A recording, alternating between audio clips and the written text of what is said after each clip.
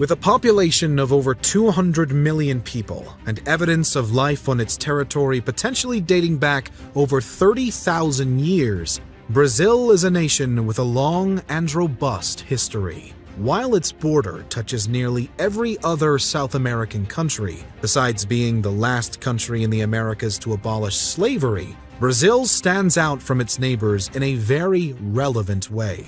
It was colonized by Portugal, not Spain. But how did this happen? How did Portugal shape Brazil? And how did the latter become the country that it is today?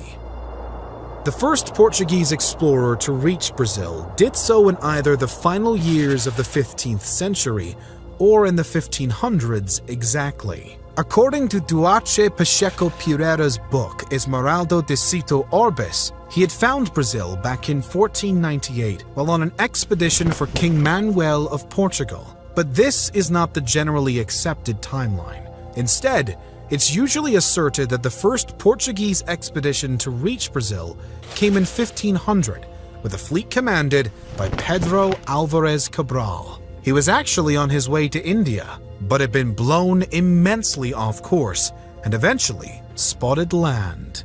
This led the fleet to make landfall at Porto Seguro, or Safe Harbor, and started the timeline of Portuguese colonization.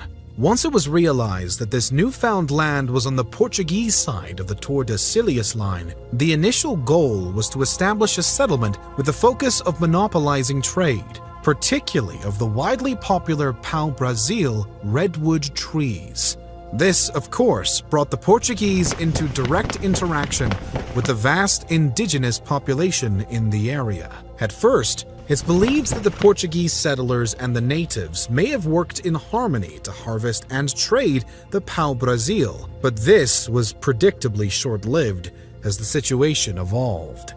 As the redwoods were increasingly cut down and used for trade, more and more of Brazil's coast was being flattened, and there became a need to push farther and farther inland to find the trees. As one consequence of this, many of the colonists began to consider alternative forms of resource production for trade, such as the establishment of plantations. Thus ended the collaboration between the Portuguese and the natives, as the former decided that the best way to work their plantations was by enslaving the latter. The result of this was the death and fleeing of dozens upon dozens of indigenous who either hoped to escape slavery, had fallen ill to newly introduced European diseases, or would later die in slavery due to the extreme labor conditions. Those who did flee were not guaranteed safety either, as Jesuit missionaries and Portuguese bandeirantes would push inland, exposing the escaped natives to disease nonetheless, and at the hands of the bandeirantes, enslaving even more. By the mid-1530s, Brazil had been divided up into over a dozen individual colonies to be owned and governed by the affluent Portuguese nobles, though all but one of these settlements would eventually be returned to the Portuguese crown in 1543, as they had failed to truly succeed. A new governor-general was subsequently sent to manage the territory, and a capital was established in Salvador. The Portuguese were not the only European power that wanted in on the action in Brazil, however. Aside from the occasional border dispute with Spain, Portugal didn't have to worry much about their Iberian neighbor thanks to the Treaty of Tordesillas from the century prior. It was this agreement that clearly placed Brazil into Portugal's realm of expansion, not Spain's, although outside of Iberia and the Pope himself, who had passed the papal decree solidifying the treaty, no one really accepted these boundaries. As a result, France, England, and other colonial powers were eager to reach Brazil themselves and take what lands they could.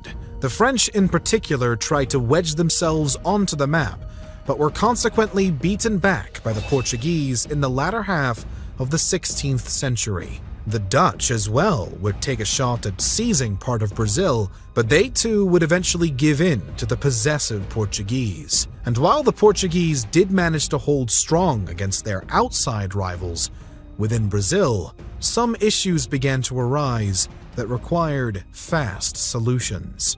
Facing a growing need for slaves and a declining local population, Portugal looked to Africa to boost its Brazilian colony. The indigenous population in Brazil had been greatly reduced, but at the same time, the settlers in Brazil had an increasing need for workers at their plantations and elsewhere.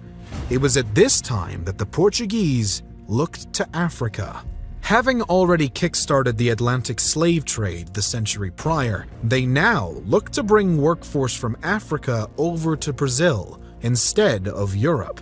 Doing so would open the transatlantic slave trade, which would go on to have its own dark history over the centuries. But for now, it served as Portugal's solution to the dying-off native population.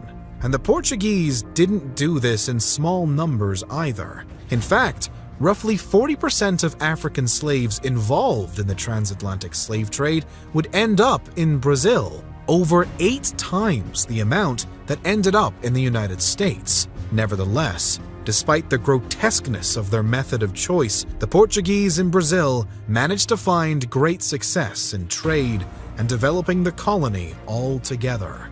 New minerals and resources were found in Brazil that could be exported at high rates, while additional trade markets would also be opened up as the Portuguese had more to give.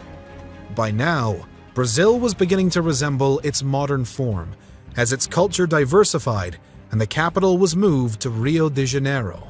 This preceded another period of considerable change and movement toward contemporary Brazil, now in the early 19th century, when Napoleon decided to shake things up back in Europe, and also in South and Central America. The Portuguese royal family would be forced to flee their homeland and opted to stay in Brazil while they were away. Upon their arrival, there sprouted a newfound motivation to put more effort into Brazil's local economy and development than had been done prior. This helped to shift Brazil from just a tool of Portugal to its own functioning entity and ultimately primed it for independence. Schools, banks, and other important structures were built, more ports were opened, and Brazil began to flourish. It was at this time that the royals could finally return home to Portugal. But Pedro I, the son of Dom João VI, was left behind to govern Brazil on behalf of Portugal, although he had other ideas. Once left to his own devices, Pedro decided that Brazil deserved more than Portugal could give, and was worth more than it had ever been given credit for, so he declared its independence. Previously, in 1815, Dom João had declared Brazil to be its own kingdom, although it would remain under the watchful eye and heavy hand of Portugal until September 7, 1822. Independence or death, Pedro is said to have shouted from the banks of the Ipiranga River upon announcing the newfound sovereignty of his adopted nation. He was soon crowned as Emperor of Brazil, just in time for a building threat from the Portuguese, a threat that would lead both sides into a bloody war. The Brazilian army and their local militia allies would clash with the Portuguese forces until the end of 1823, as they grappled for control over the former colonies. Fought by land and sea, the war would ultimately end in Brazil's favor when the final Portuguese garrison backed down, leaving the newly independent state in shame. The following period for Brazil was far from easy nonetheless, and internal struggles would eventually lead Pedro to abdicate his throne to his 5-year-old son, Pedro II, and subsequently handed the empire over to a line of regents who would rule in the young boy's place until 1840. Clashes with Brazil's South American neighbors would furthermore test the sovereignty of the young nation. But nothing seemed to dampen the spirits of Brazilian trade, nor immigration into the country. Nevertheless, Brazil's time as an empire would shortly come to a close in 1889, a year after slavery was abolished by the monarchy. In its place was founded the Brazilian Republic, known now as the Old Republic. By 1930, after a string of generally mild presidents, Getúlio Vargas would seize power with a military coup and ruled as a dictator until 1945. The following decades were scarcely less turbulent, however, although efforts were being made by elected presidents to stimulate Brazil's economy and development. Through the 1960s, Brazil would fall under the control of the military, which would command the nation with its harsh methods until 1985, with inflation soaring. The economy was struggling, to say the least, even as Brazilians adopted a new constitution in 1988, and inflation would remain a dreadful obstacle until the 1990s. From that point on, though still entrenched in deep economic and political struggles, Brazil showed resilience nevertheless.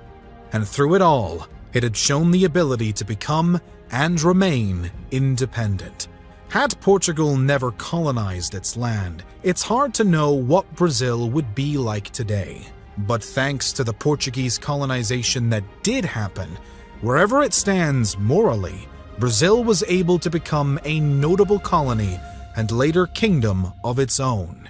And thanks to the help of the exiled monarchs from Portugal, the colony-turned-kingdom would soon become a sovereign empire turned republic. Natural resources and reliable trade additionally helped Brazil to put itself on the map, and today it stands as not only an independent country in South America, but as a unique nation among its neighbors, as the only product of the Portuguese side of the Tordesillas line.